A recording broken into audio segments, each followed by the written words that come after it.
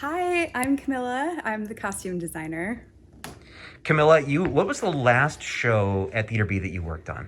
I also worked on Hamlet. Yes. Yes, yes. I heard the lead Yeah. actor in that was a real tool. It was a wonderful show. It was a fantastic show. Yeah. And that was in 2019. Yeah. Well, okay, so we're in the middle of a pandemic still, and it's been making it hard to get together and do art. So, how has it felt to be able to get in a room with some performers and work on some art? It's been fantastic. And to be able to work on this particular show with everybody, something that's so meaningful and what I think the audience is really going to love. It's been a wonderful experience. So, speaking of meaningful, when you read the script for The Cake, what was something about this show that you found to be incredibly meaningful to you? I think that the different relationships that we see in the script are something that really stood out to me, and just how different everybody really is and the struggles that everybody's having. I think there's going to be something in the script that everybody can really identify with, or some sort of a struggle that some of the characters are going through that we can see, even if it's not exactly the same, really reflected in ourselves or a family member or a community.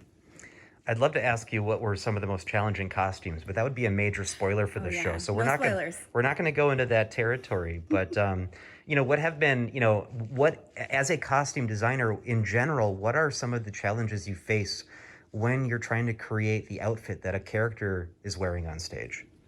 I think that when I read the script, sometimes I start to form an idea of who I think that character might be. And then when I have the first fittings and I have the opportunity to talk with the performers, then really the character comes full circle and it really becomes a full person, because then we can collaborate and talk about what direction we want to go in and make sure that we're on the same page. So I think that is one of my greatest joys of being a costumer, is working with the performers to create this fully rounded character. I Excellent. can't remember if I answered your No, question. you did. You absolutely did. You absolutely did. And this is my final question.